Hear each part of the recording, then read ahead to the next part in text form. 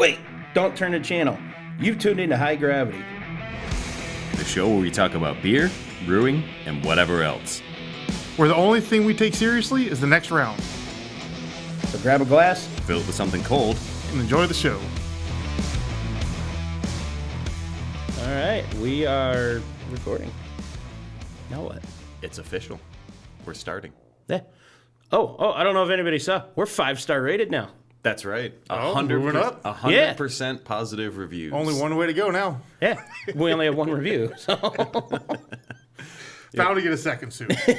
And I apologize. I was going to read it and give a shout out to him, but I forgot to pull it up and read it on the air. I'm sorry. Maybe we'll have it for the next episode. Yeah, we'll do that. Yeah. We'd appreciate another 5-star review. Yeah, that'd be awesome.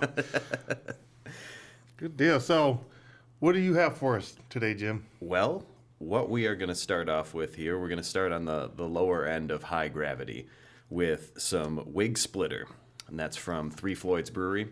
This one is a 2018 bottle that's been hanging out in the closet with all my other Imperial Stouts.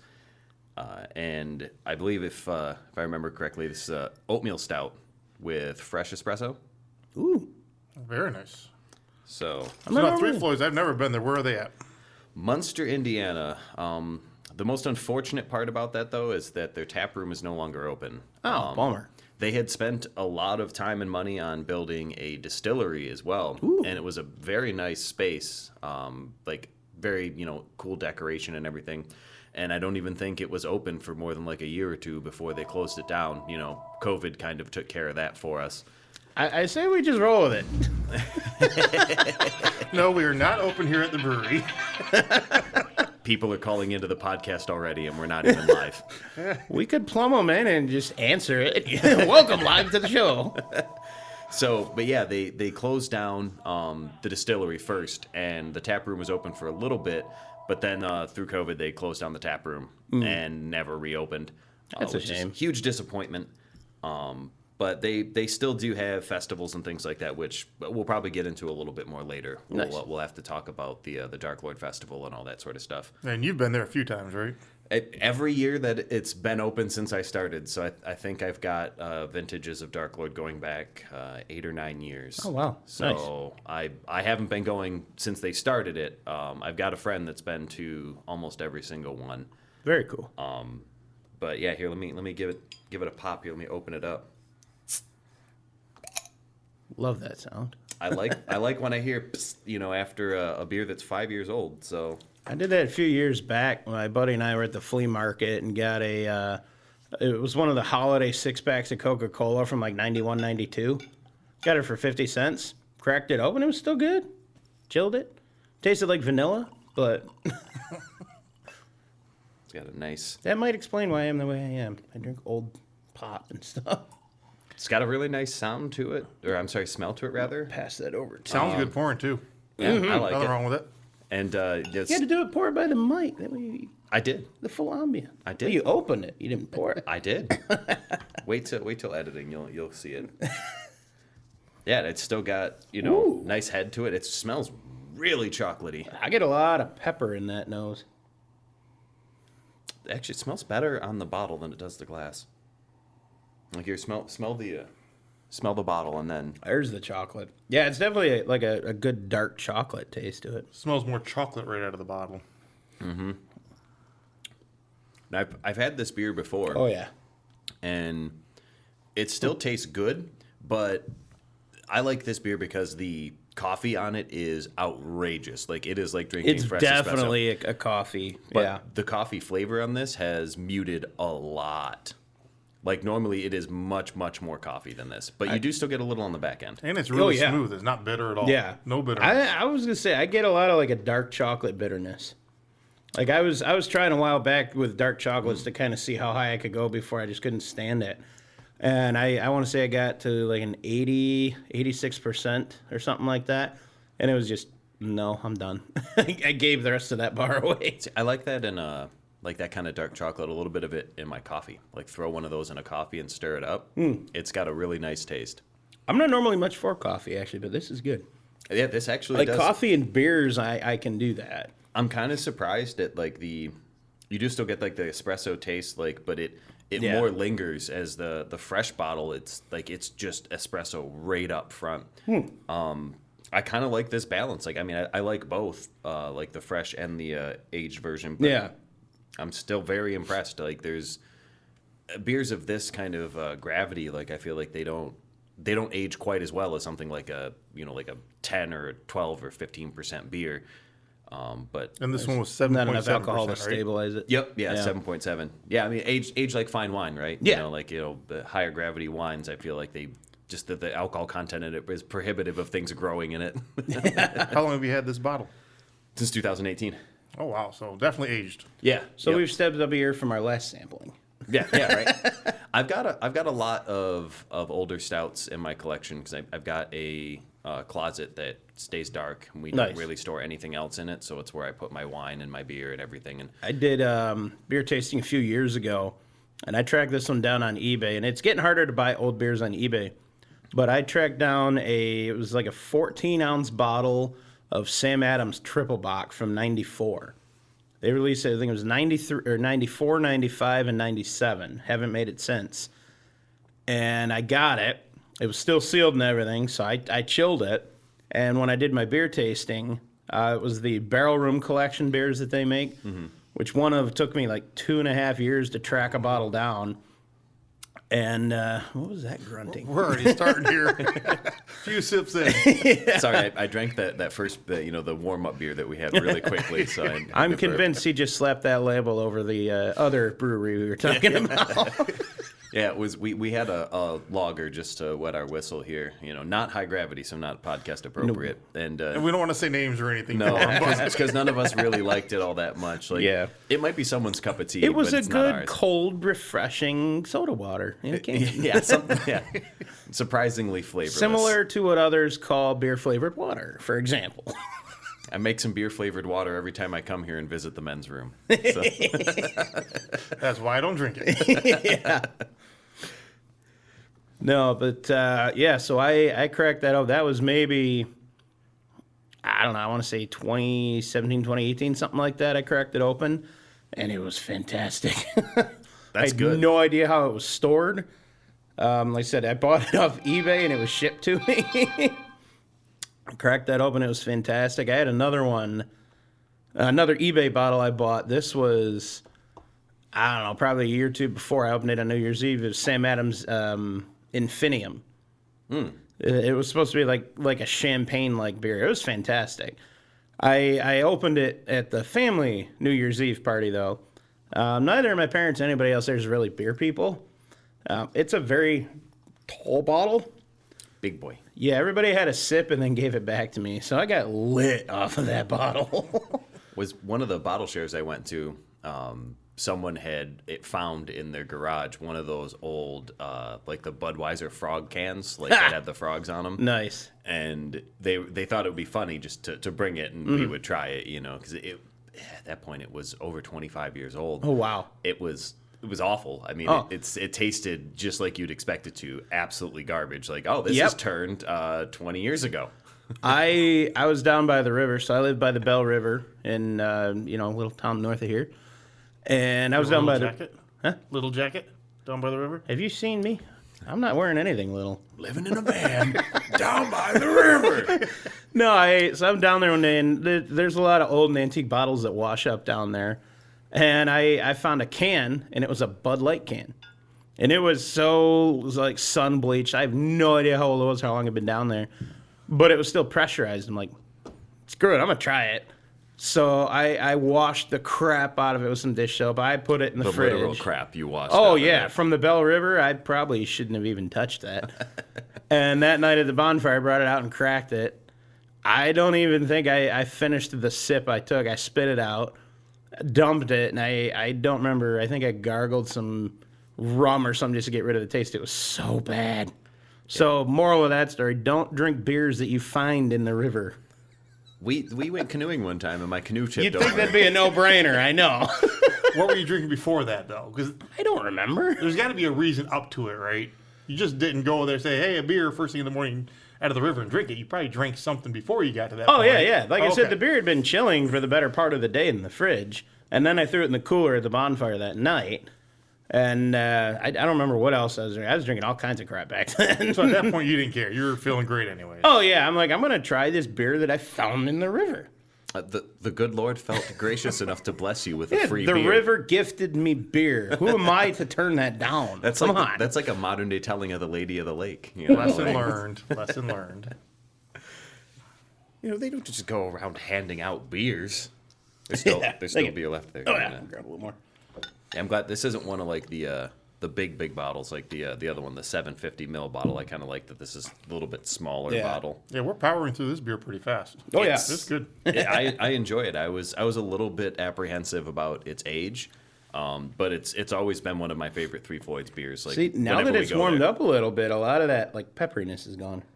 It's whenever we go there, because they still have the I don't know what you want to call it. I guess they're like little retail store at Three Floyds, which was attached to the restaurant. And when we were there for the last festival, they actually kind of like opened up part of the restaurant to make it more store, like sell T-shirts and stuff. But they have all their beers that they have available, and you buy all the beers. And you know, we used to go there to pick up like Zombie Dust and Gumball Head. But now that they're distributed to Michigan, we're a little more fortunate. We don't have to go all the way to Munster to get their delicious beer. But this one doesn't get distributed. So every time I'm there and they have Wig Splitter available, I usually get 4 or 5 bottles of it and come back. It's just such a wonderful coffee beer.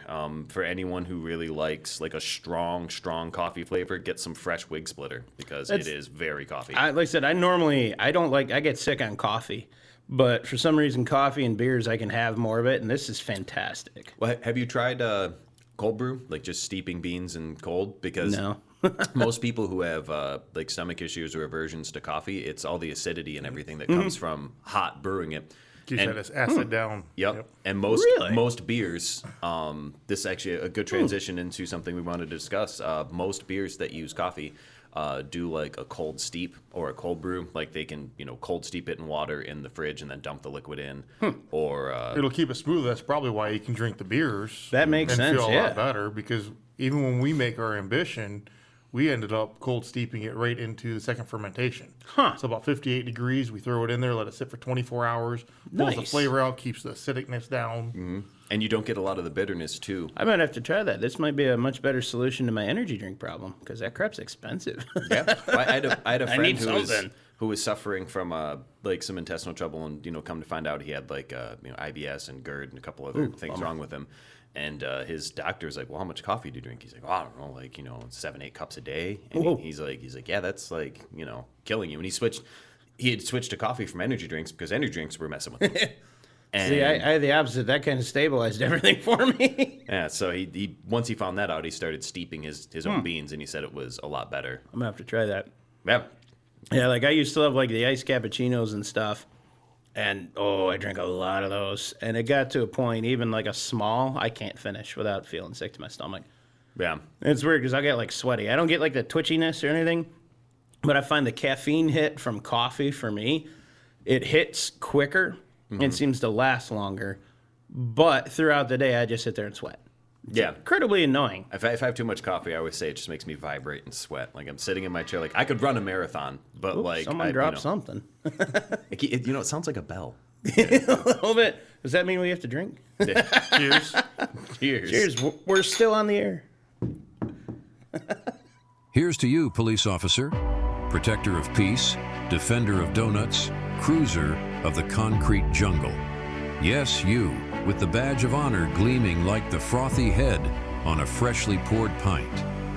Every day you lace up those sturdy boots, ready to sprint towards danger, while most of us sprint towards the nearest happy hour. You face the grit, the grind, the grizzly, all with an iron will and a heart as full-bodied as a hearty stout. At the end of your shift, when you hang up that blue uniform, know that you've earned every goddamn sip of that glorious golden brew. So, crack open a cold one and relish the rich hops, just like you relish upholding justice. You're not just savoring a beer, you're toasting to the day you've conquered, to the peace you've preserved. Remember, Just as there's a perfect beer for every palate, there's a perfect officer for every community. And that's you, champ. So, here's to you, you real officer of genius. Keep doing what you're doing, and remember, the only thing better than a great day on the job is a great beer after it. Cheers to you. I'm not sick of drinking that yet. No, that's good. I said, and it's changing as it warms up a little bit too. It's kind of mellowing. I almost want to say. I find like there's, especially with stouts and things like that, like if we're gonna have like a bottle share or something, I like to take the stouts out of the fridge, like 45 minutes or so before we actually want to drink it, just to bring it down a little bit. You get so much more of the flavor. Well, when you drink good beer, it doesn't have to be really cold. That's true. See, I prefer cold, but when I did the intro to judging class a couple years ago, I remember we would do cold beers, and then we'd let the bottle sit, do another one, and then come back to it when it's warm. Flavor would come out a lot. Yeah, or you do the whole, hold it in your hand thing and swirl it, and it warms up the glass. And some of them, they were completely different beers. Yep. It was impressive. But I read something recently, and I don't know how much faith I put into it, but they talk about like how Coke and Pepsi taste different, because when Coke was invented, they didn't have refrigeration, so it was meant to be served warm. It also had cocaine. I was going to say, I thought I had cocaine in the beginning. Listen, Coke, stop changing the recipe. Bring back the cocaine or stop. The original recipe. But so they said if you drink cold Pepsi, because that was meant to be cold, and warm Coke, they'll taste the same. And I'm like, no, that's absolute bullshit. Like, that's not true at all. We might have to test that because I'm intrigued by that. I mean, I'd be interested to try it, but like, I'm not a big Coke fan to begin with, but like warm Coke sounds bad. Yes, I agree. Yeah. I mean, pop in general, I'm not really a big pop drinker. The one thing I would be interested to know on that. So I'm a huge real sugar person. I can't stand that high fructose corn shit. Oh, yeah, I Pisses love me good cane off. sugar. Yes. So what I'm wondering is if that would still hold true with quote unquote modern pop, or if that's more the real sugar stuff. I knew you can get the real sugar Pepsi and Coke at the store. So And I love them when I mean, unless I'm intending to drink a lot, I'll get regular pop with that. But if I'm gonna drink like a good bourbon or something or a good whiskey, and I know I'm gonna mix it, I'll go out of my way and get the real sugar stuff. if you're drinking good bourbon or whiskey, you shouldn't be mixing it with pop in the first place. But when you drink a lot of it, it makes it so much guess. better. So I mean, so think I like cheap. old fashioned, so I'll mix up an old fashioned with. So it's basically the same thing. You're adding, a sugar syrup of some sort. Honey syrup Your for bitters, me. yeah. I So like honey- it's honey essentially the old-fashioned. exact same thing. I'm just being lazy and I don't want to muddle and mix anything. No shame, no Yeah. shame. But that is But that I is use a hot real tip. sugar pop. That is a hot tip for anyone who likes old fashions like I do. Try making honey and water instead of using like Demerara sugar. I Honey did that, and old-fashioned's he's not fantastic. kidding. It is out of this world good. Yeah, I drank way too many that night. I can't get enough honey, and I feel like you're not going to get as hungover if you're drinking honey versus just drinking like straight up processed. How do you sugar. feel about ginger? I'm not a huge ginger fan. Well, we'll see what In cer- happens later in because certain I brought a context. ginger mead for later today. Yeah, in certain contexts, like a little bit of ginger is good. Like I use ginger in a lot of my hot sauces. Okay. Yeah, but ginger's strong. It overpowers easily. Exactly. Really easily. It does, if yeah. you use too much of it. Some people like that. Like No. the pickled ginger you get with sushi. Like I never eat it, and like it's supposed to be that palate cleanser. And I I've tried love it a it. couple times, and I'm like, oh, as even pickled, I'm like, this is still so strong. Like the Kroger sushi with the little flakes. I'll put a little flake on each piece. It's fantastic. They actually bake pretty good sushi for They like a do. little small Yeah. town grocery store sushi bar. Oh, Like, yeah. I'm actually very, very surprised. We're This obviously is not not talking meant in a 5-star Michelin here. It's not meant in a bad way, but any of the people there who I've seen making the sushi don't speak a word of English.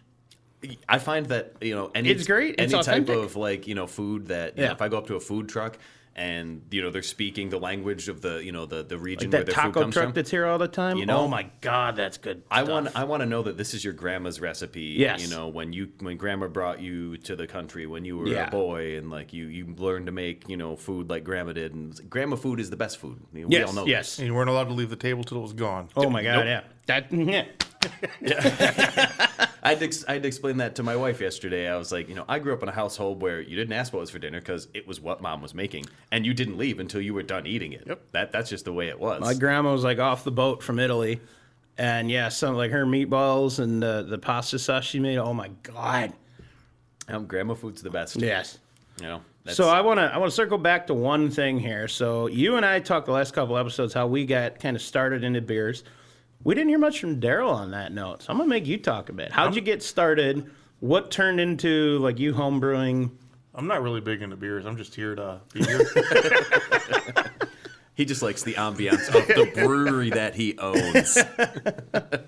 It is a lot of fun. Oh yeah. No, it was probably 15 years now is when I started brewing Okay. at home. And really the reason why we started brewing was because there was a beer that Dad liked on the commercial side that was a stout, and they discontinued it, and that was from Killian's. Okay. Actually, they discontinued one of their stouts that my father liked. And he was upset, so he started looking at different scenarios of how to make his own beer. That's awesome. And he ended up buying the first 10-gallon all-grain setup, and it was Mother's Day about 15 years ago. Went over there for some dinner, and we started brewing, had so much fun, enjoyed it, and just That's kept awesome. building from there. Your story's way better than mine. But no, Like there's meaning to it. I love But I've it. been drinking craft beer for over 20 years. So what got you into that? Work. I just didn't want shit beer anymore. That's fair. That's what ended That's up fair. happening. Nice. And that's kind of how it seems to go. Like, I mean, through my very early 20s, when you're drinking for a different purpose, Yeah. it doesn't matter what you're drinking, just as what you can get into you fastest, And that I was brewery with volume atmosphere- and speed, and that's And that brewery atmosphere is so different, too. It is. From going to Yeah. a bar, it's so much of a But there difference. was so few breweries back then. Like, I think the first one I went to was Dragon Mead, and like that was the only Mine was brewery Coonan's, within yeah. like an hour drive of me in any direction. I had never. I mean, for me, everything kind of coincided all at one time. The bar scene, brewing, craft beer, micro homebrews, all that kind of started about the same time for me. So I've had a lot of the crap beer. I've had some phenomenal like microbrews and craft beers, and then right about the same time, I got right into home brewing. So for me, at least, it's kind of been an evolution of everything all at once. So I love hearing people's histories, how they got into it and started. Well, I do wish that I started a long time ago and started logging on Untapped or some sort of a system. Yeah. So that way we could, It's never too late. You can always start. Oh, yeah. yeah, well, I'm It already takes how many so- thousands of yeah. years past now. Yeah. It's not a competition, Darrell. Yeah, yes, it is. Well, so I then hear I'm all winning. the time. Someone says like I've I'll had call some 500 friends. beers. I hear someone Yeah. say like I've had 500 beers. Like, yeah, I'm pretty sure I had 500 different beers last year. Yeah. I've been doing this for 20 years. Like, Yeah. I can't remember them anymore. It started off as like all my friends were doing it. And we were going to festivals and going to breweries, and it's like you wanted to. There was part of it was a little bit of competition, but really it was like being able to have a repository of beers, because when you have hundreds of them and you eventually go to a tap room or something, and you're like, oh, I don't know about this beer, and you look on Untapped and realize, oh, I gave it a bad rating, so I don't want to order that beer again. Yeah. Because you want to try something new. Yeah. And if you don't remember the name, it's nice to have. Yeah. I wanted the accolade. I wanted the numbers. Yeah. So I got my buddy Keith into it, and he started. So he and my buddy Jason, they both check them in, but they rate them. So they're getting all the extra badges for rating beers. Oh yeah, I I never rate my beers. I write my notes. I take pictures. Like I see. do I the don't do. whole- I whole do gig. for significant moments, like my 800th beer. I think I did it or something like that. Like every significant check-in, I'll do it. But I go for the unique check-ins. I go for volume let me phrase it. I go for unique over volume. If we go by volume, I'd have a much higher number. Well, if you wanna find me on Untapped, I am Weeka, Weeka. Find me on Untapped. Share your beers with us. My So, phone's over there. I don't want to grab it, so we'll do hey, that so if later. you have unique beers or anything that you think would be worthy of us drinking on the podcast, particularly High Gravity, remember the name. Hit me up on Untapped. I'll say my name next episode because mine's on the floor. I guess I'll have to get one started. Yeah, you can should. get them. It's I'm a- still finding ones I forgot that I had that I check in, but I'm at like 846, I think. Are we friends on there? Maybe we can correct that. Yeah. I just looked. I only have 1,300 beers on there. 1,300 Oh, damn. unique, I know. Well, I've got a friend that's got 30,000, so it's like Yeah, that's impressive. I got a I don't couple even know how buddies you in the could cram that into a multi-thousands. lifetime. Like how? But every time I look, it's like 7 days a week. The dude's having like 8 or 9 different kinds of beer. I'm like, I don't know if you have a problem or or if you have like a good problem. If you do have a problem, reach out and we can help put you in contact with somebody to. Yeah, Fix Untapped that. should have advertisements for It's not a alcoholism. problem. It's a hobby. That's right. Was it? Well, I think that was it John Oliver who said these? Thank you, craft beer, for making my alcoholism a fun hobby. Well, in that case, I'm an extreme hobbyist. Yeah. Well, I'm gonna finish off the last sip of this beer. It looks like we're all pretty much on the bottom of this beer. Do we want to open up another one, or do we want to continue our discussion down the line? I mean, we got a few minutes of time left. We can keep bullshitting. Save the next beer for the next episode. So in that case, Halloween is right around the corner. Yeah, Oh, I was yes. just saying, you sprouted hair last time I saw you. It's all gone. What happened? Yeah, so I ended up having a Halloween party at the brewery. That was and fun. I have been bald since I've been 18. I've never had hair. And so for the Halloween party, I thought it would be funny, put some hair on, a wig, long hair wig. And then the night started off pretty good. There was a point to where I just don't remember. So and I woke up still drunk the next day. I saw you earlier in the day. That was the day of the car show for the museum. And again, we thank you greatly for your patronage, sir. Much appreciated. We had an absolutely... By the way, I do have pictures for that. So we're cool. going to get those on Facebook as well. Cool. Sounds good. Thank you. Unfortunately, we had a terrible turnout for the show this year. Was the weather bad? It was or- cold Oh, and it was rainy. cold. It was rainy. It was wet. And Understandable. when it's an outdoor car show in the woods, people don't like to show up for that. And I get it. I'm still confused about the one dude. We had a guy show up, pay his entry, go out and, line up in the display. And that gentleman in particular had a really cool old school green Suburban. He was in line. I mean, so there's a particular award the board chooses who gets. Otherwise, everything's open to the public. When that dude came in, all of us who were there from the board immediately knew he's getting that award. The dude jumped out, got in his buddy's truck to go to lunch or something. Came back about an hour and a half later, jumped in his truck and left. Didn't say a word to anybody. Just paid his entry, parked and left. Huh. Came back and then left the show. Well, maybe that's interesting. Maybe he had something going on. Who knows? I don't know, but we appreciate his donation. I said, And again, we thank you, Mr. Darrell, for yours and StarCraft's contributions and participation, as always. Thank you. That was for the Wheels in the Woods. It's going to be next year as well. Yep, Doing it's that going to be again. next year as well. We're going to change the date to make it probably a few weeks to a month sooner. So that's all to benefit the Museum of Off-Road Adventure, which is based in Algonac. It is a 501c3. So check us out on Facebook for that, more details. And as it gets closer, we'll post more details in the actual event page. My plan this year is first of the year or after the beginning of the year our first meeting, we're gonna set the date for next year. I want this done early and ahead of time so we can start making a bigger and better push for it.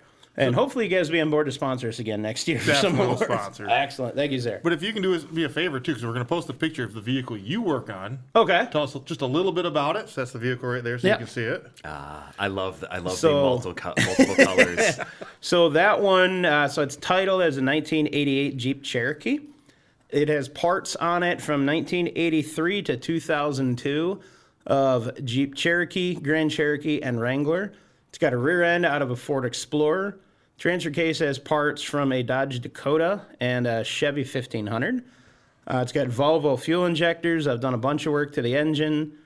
There were no floors, no rocker panels. Suspension was shot. It had 228,000 miles. Lots and lots of rust, lots and lots of problems. So when I started that, Keith, who unfortunately is no longer with us, he was a regular here. He was a frequent. No, yep. Well, I got a few drips left, so to him. Yep, there's one little sip. And he'd appreciate it because he loved coffee stouts.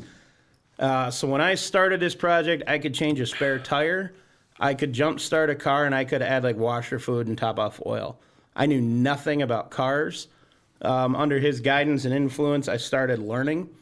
I started a lot of the original work at his house on this thing, stripping it down.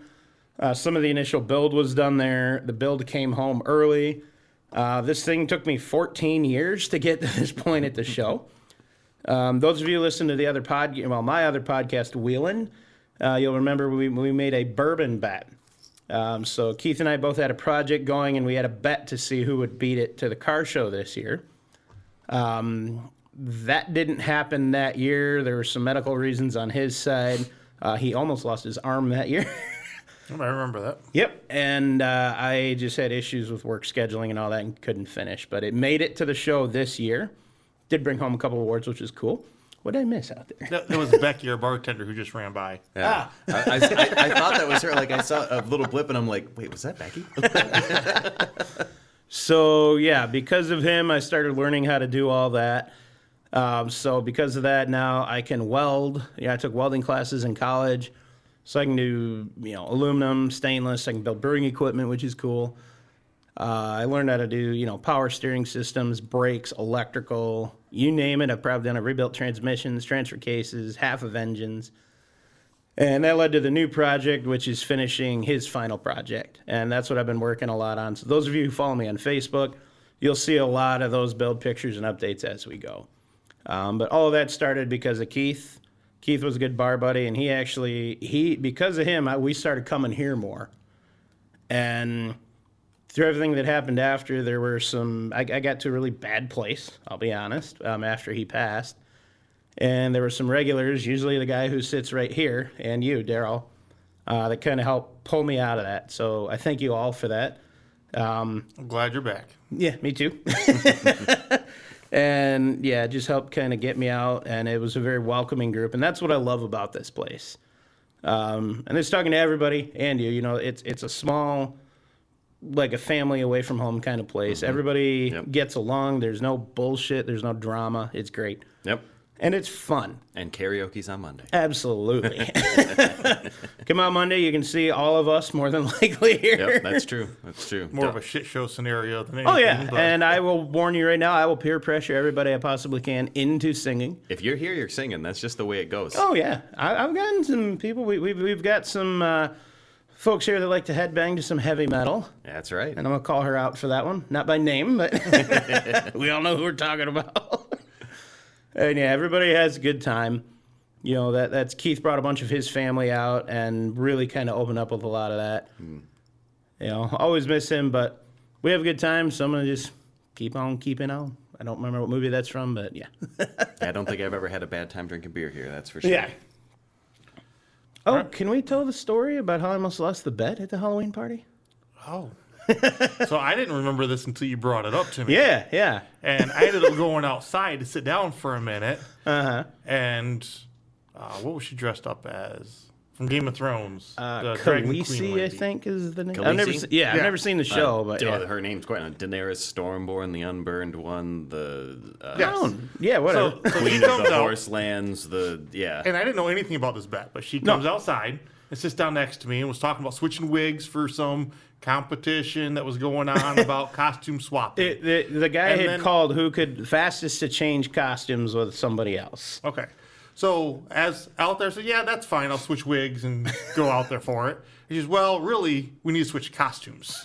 I'm like, there's no way I'm fitting in that. Like, I'm a big guy, too. So for context, she had like a bright blue dress on.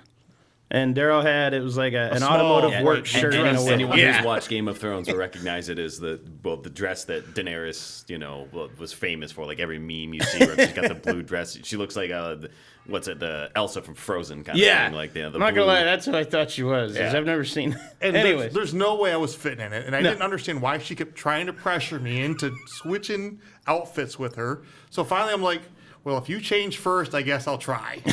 And I was waiting, and she laughed, and then that was kind of the end of it. We came back in. And then, so as I came in, I don't remember what happened in the contest. The rest of that night was very blurry. I leaned back in a huge sigh of relief.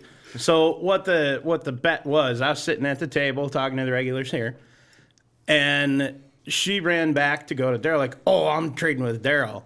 And I looked at the table, I says, if Darrell comes out wearing a dress, I will get that tattooed. I will take a picture and I'll get Darrell's face in a dress tattooed. That would be an awesome tattoo. Now, if she told me that, though, I would have fit in it. Oh, man. So when I looked out of context, that sounds, it's so the regulars, to the wives. The regulars who sit here, I looked at him like, there's no way he's going to do it. He goes, oh, he'll do it. I'm like, shit. If I knew the reason why, I would have. Oh, yeah. See? 100%. See, I would have done it in a heartbeat whether I knew there was a bet or not. Well, I knew I couldn't fit in it, so I was coming in naked. Yeah. Like, I knew I wasn't fitting in it. Yeah. No, I take the dress and just tie it around your waist like a loincloth. Yeah. I quickly followed that up with, well, I'm going to have to get it tattooed on my ass because I really don't want it displaying anywhere.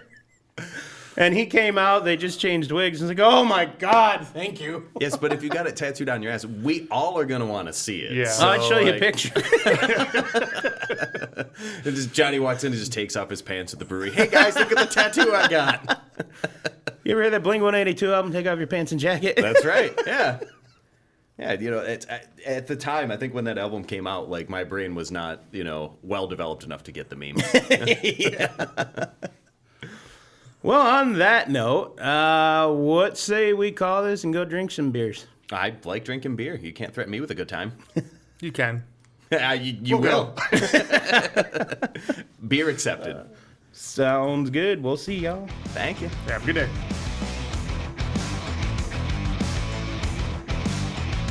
If you didn't learn anything today, at least remember this. Beer is the answer that makes everything better. Can't remember the question, but who cares when you have a cold one in your hand? Remember, everybody, drink responsibly, drink high gravity. Most importantly, drink well. Okay, not the well. Life's too short for bad beers. Stay frothy, my friends. friends.